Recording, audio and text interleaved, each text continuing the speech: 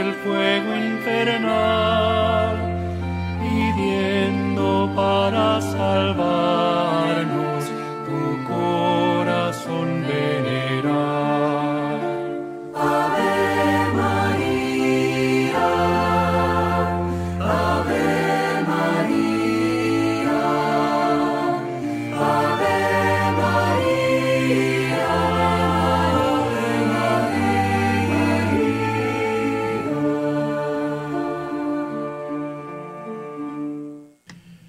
Okay, usa sa mga tudling sa Biblia nga gigamit sa atong mga igsuong kanang gitawag og mga Sabbatarians o mga Sabadista.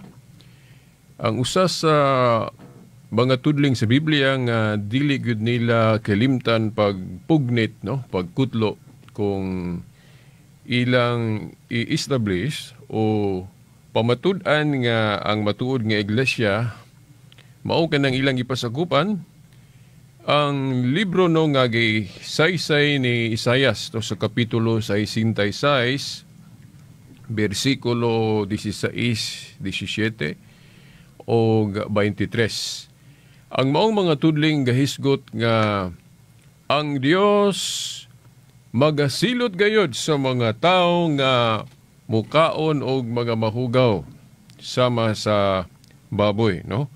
Ato na ning gisugdan pag tuki, no, sa miaging Domingo o karon atong ipadayon. Unsa man gyoy buot ipasabot ani?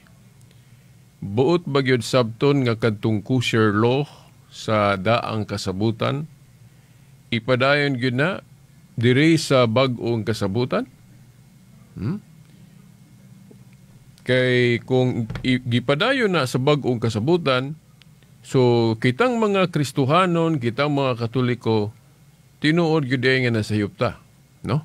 O ang adlaw pug igpapahulay, gisgutan gyapon, no, Isaiah 66:23 nga naa gihapoy adlaw ang igpapahulay bisan sa bag-ong langit.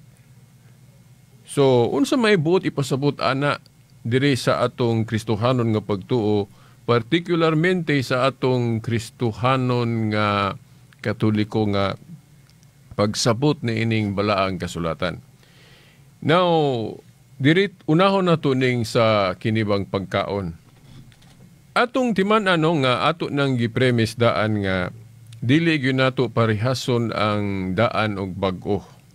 Kay sa kanunay na nakong gikutlo pag premise ninyo, no, pamatuod nga lahi gyud ang bag-ong kasabutan, dili gyud nato parehason sa daan. Ang Jeremias kapitulo 31 bersikulo 31 ug 32 nga ang Dios maghimo og bag-ong kasabutan nga lahi sa daan. So kay lahi, so mag-expect gyud tag kalainan diri sa bag-ong kasabutan. Now ang atong preliminary gyud nga key factor gyud nga aron masabtan nato ning mga tudlinga sa Biblia, mao nga ato ning sabto ning Isaiah 66 sa New Covenant interpretation. Dili nato iparihas ang pagsabot sa daan kay naa na may bag-o.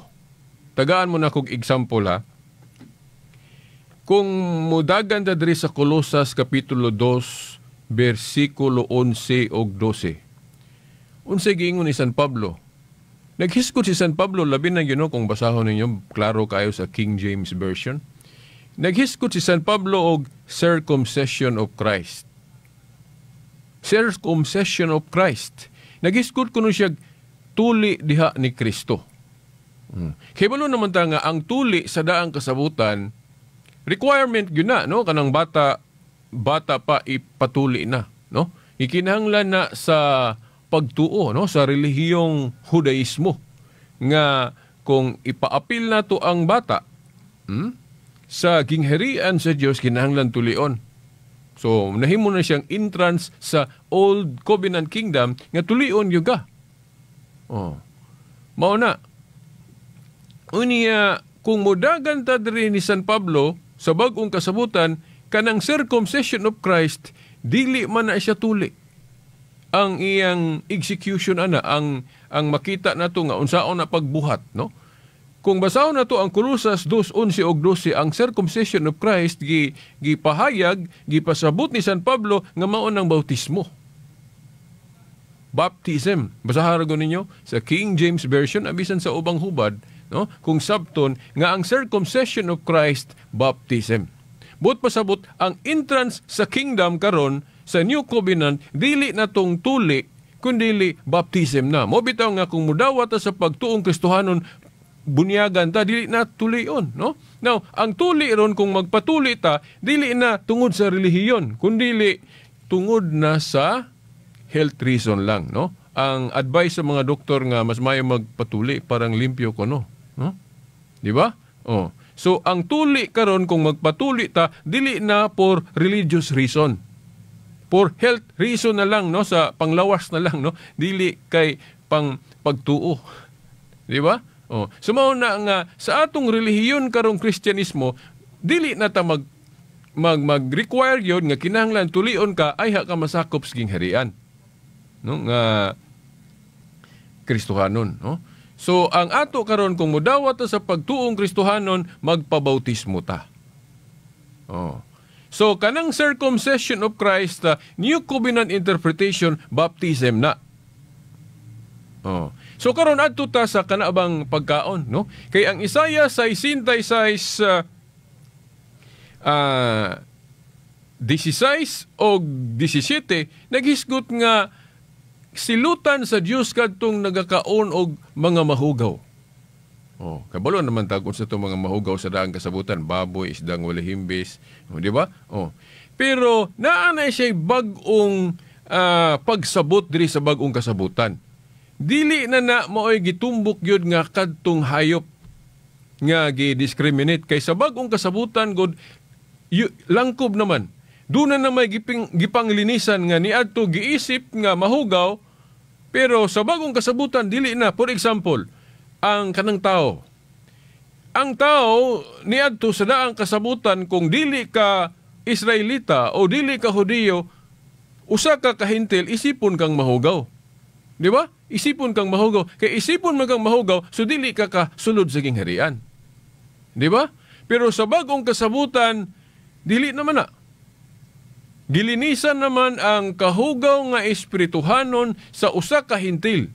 So, pwede na nga ang hintil masakop sa gingharian sa Dios diri sa bagong kasabutan. Di ba? Mao na ang interpretation. Di ba? So, kung mubasa ta sa Kolosas 2:14 hangtod sa 17, diri giklaro ni San Pablo og unsay New Covenant interpretation na, no? Unsa ng mga mahugaw diri sa bagong kasabutan, unsa ang ipahimug-atan sa atong Ginoo na og sa mga apostol. Actually, dili na nang hayop. Kay ang espiritual nga kahugaw sa hayop gilinisan na. Di ba? Nahinumdum mo atong si Pedro gipakitaan og pananahon sa Ginoo. Gitunulan siya og abol nga na dito mga hayop nga klase-klase mga mahugaw dito. Dayon giingnan siya dito pag-ihaw anang sa hayop diha. Di ba ni kisi-kisi si San Pablo, dili San Pablo to, si San Pedro dai, no? Si San Pedro. Kisi-kisi siya kay kuan kanang wala pag kuno siya sugod makakaon og mahugaw gud nganong pagkanon man siya, no?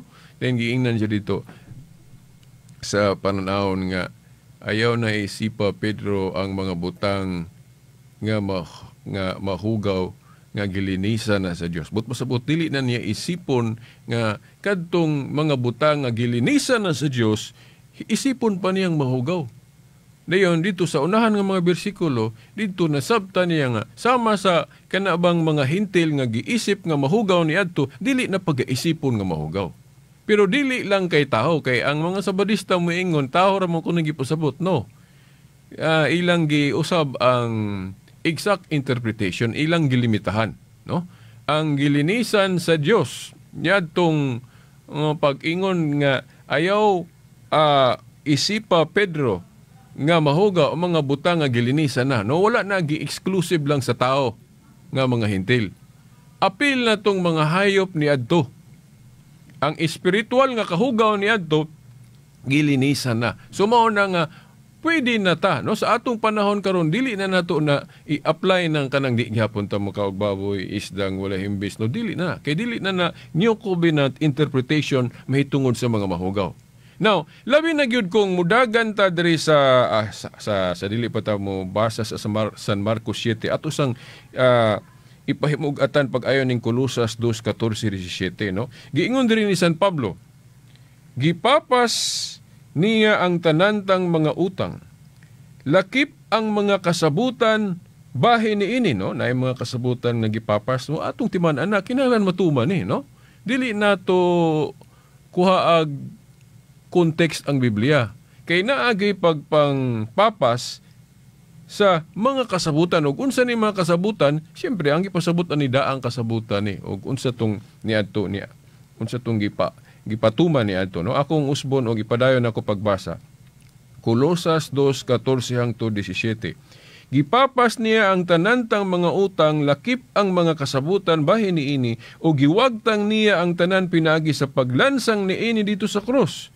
O pinaagi sa iyang kamatayon sa krus, gibuntog ni Kristo ang mga espirituhanong pangulo og otoridad, gipasundayag niya ngadto sa tanan ang ilang kapildihan. 16.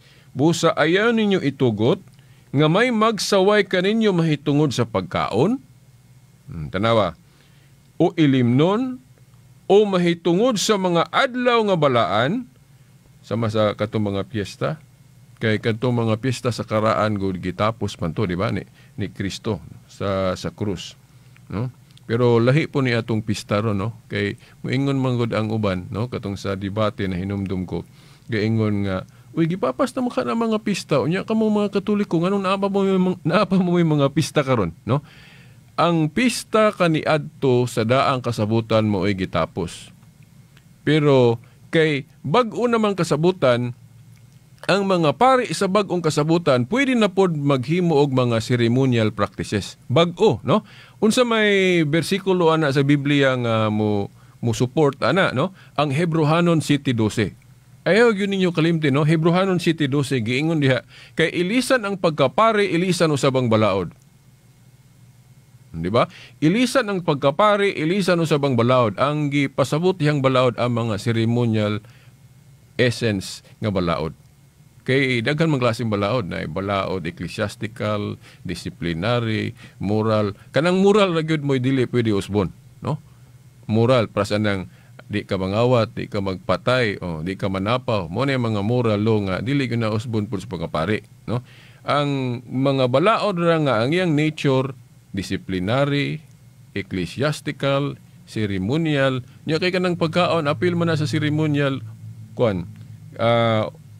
law. So mao na nga dili na kuno na gingon diri, busa ayaw ninyo itugot nga may magsaway kaninyo mahitungod sa pagkaon o ilimnon o mahitungod sa mga adlaw nga balaan o sa kasaulugan sa bag-ong bulan o bahin sa adlaw nga igpapahulay. Kining tanan mga anino lamang sa mga butang nga umaabot apan ang katumanan mao si Kristo. So dinhi gitumbok ni San Pablo nga ang katumanan day sa balaod si Kristo. Subot pasabot og unsay itudlo ni Kristo mao nay balaod. Di ba?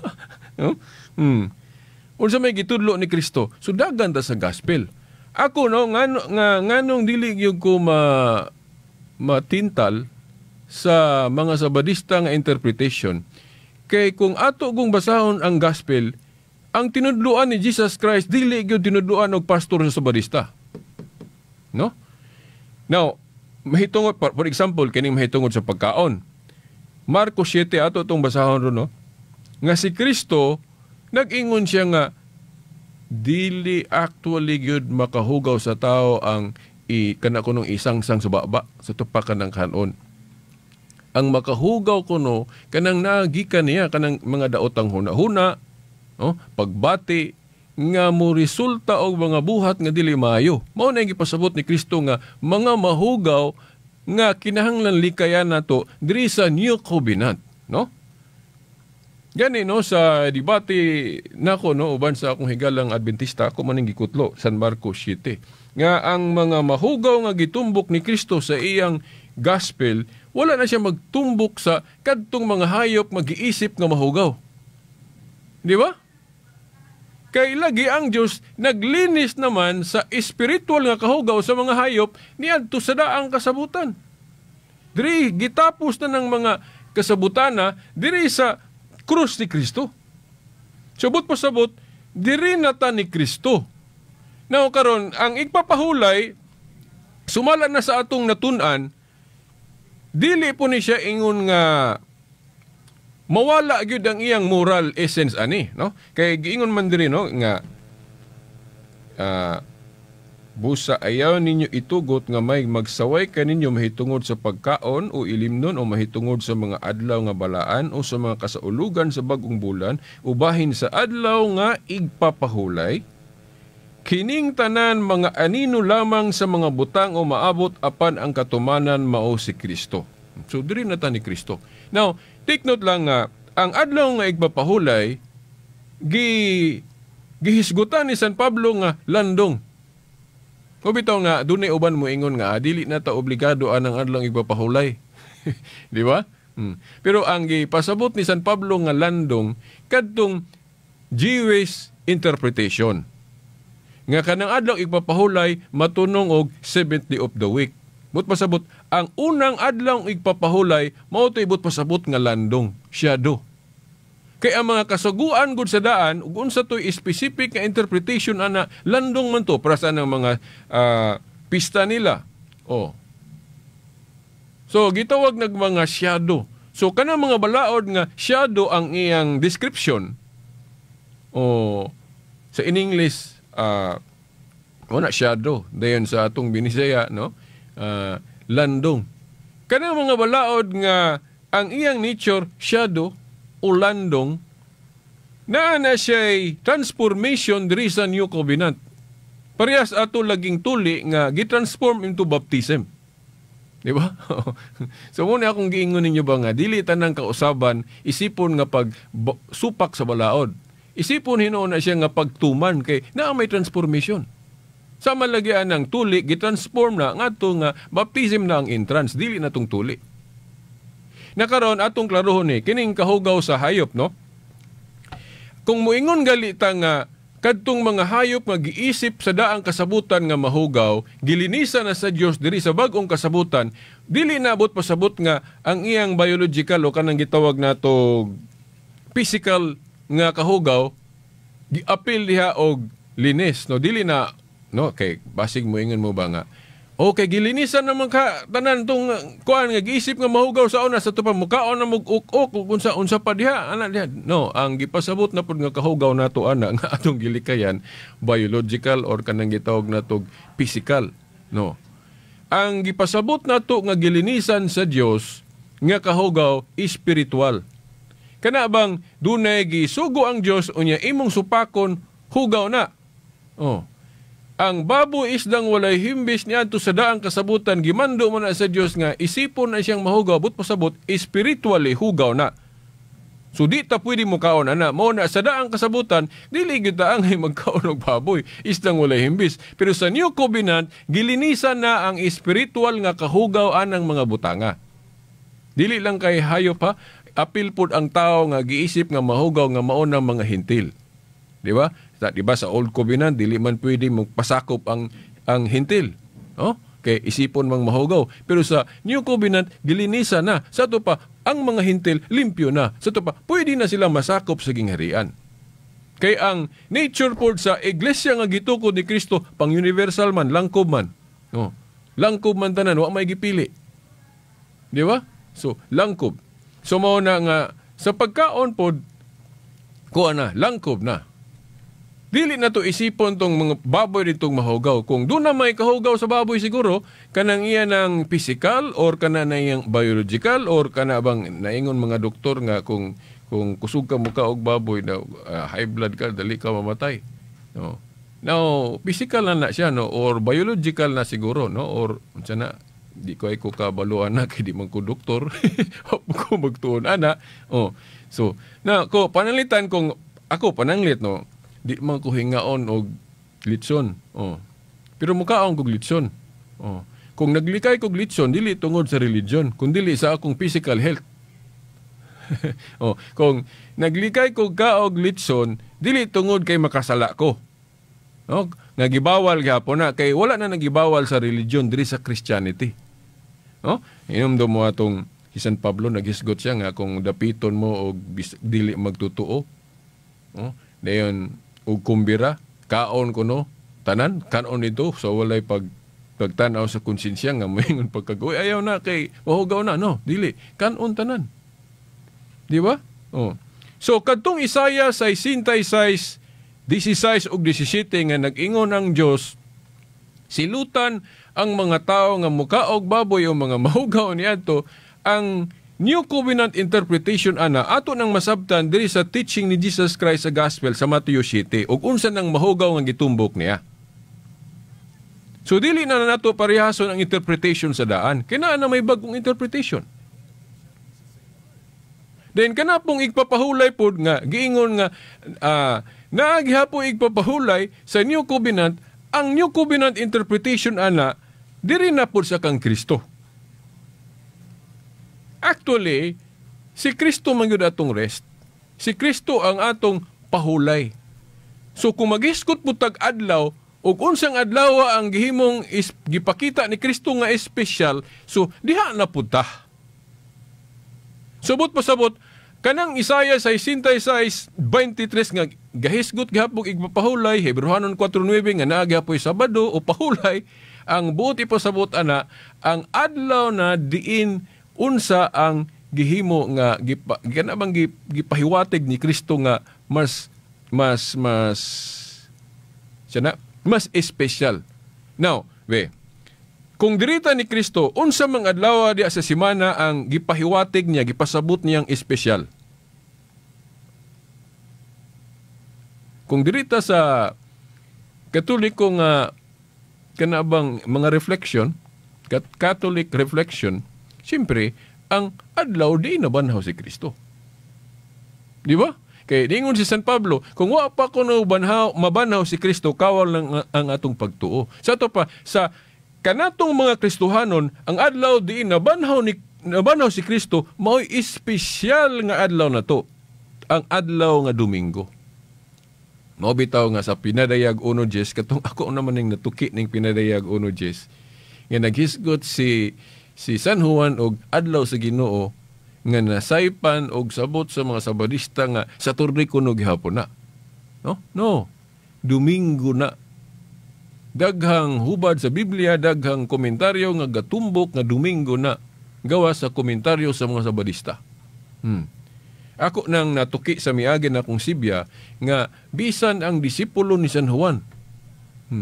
Nga nakita ginya harapang nanudlo si San Juan, no? Sa sulat ni Obispo Ignacio, iyan ang giklaro nga kanang adlaw sa Ginoo sa New Covenant mao na ang adlaw sa pagkabanhaw. Domingo na. Mo bitaw nga sa 1 Corinto 16:2 sa Living Bible ang Domingo gitawag yung adlaw sa Ginoo. Ako ning gibasa ning kining Living Bible sa 1 Corinto 16:2 katong debate namon ni Brother Edgardo Sumilay, no? Kung nakahinomdom mo, no, naman na sa YouTube, no? Ikutlo na ako ng Living Bible sa 1 Corinto 16:2 nga ang Domingo gitawag og Lord's Day. Ya, dili na heresy kay sa history ang tinun-an ni San Juan, klaro kayo nga nag-specify gyud nga ang adlaw sa Ginoo sa New Covenant mao ang adlaw sa pagkabanhaw. So, ang Isaiah 66:23 nga naghiskot og igpapahulay sa New Covenant interpretation Sunday na. Mo na fulfillment sa Sabat. Mubasa mo katikisim gitudloan tas mga obispo nga ang fulfillment anang Sabat diri sa Kristohanon nga pagtuo mao nang paglihi nato sa adlong Domingo. Mao na fulfillment of the Sabat. Seventh day gihapon na, no? Ang mo ni akong gi-argue, no? Dili ta makaingon nga ang Sunday dili pwede himong 7th day. Actually, himo gyud ang 7th day na to ron kay Lunes man ta mosugod og trabaho. Di ba? Ang New Covenant 7th day mao na ang adlaw sa pagkabanhaw diin si Kristo iyang gipakita nga dili gyud bakak-bakak niya tong pagtuo. So mao na no, ato ning ipadayon sunod Domingo pohon kay wa pa ko mahuman ani no, nga ang Isaiah 66:17 ug 23 naa na siya New Covenant interpretation. Katuloy ko rin nakatumpak ana no. Unsa na siya pagtuman? Wa pagali na to mabasa ang Marcos 7 ug unsa nang mga mahugaw dire ni Kristo, unsa yung gipasabot niya? Pagkaon pa ba na? Dili na oy. Kundili mga daotang buhat na. Ato nang i-expound sa sunod Domingo pohon. Okay. Hangtod sa sunod Domingo pohon sa mga oras ug istasyon. Sa ngalan sa Amahan, sa Anak, sa Espiritu Santo. Amen. En Fátima dolorosa mostraste el fuego infernal, pidiendo para salvar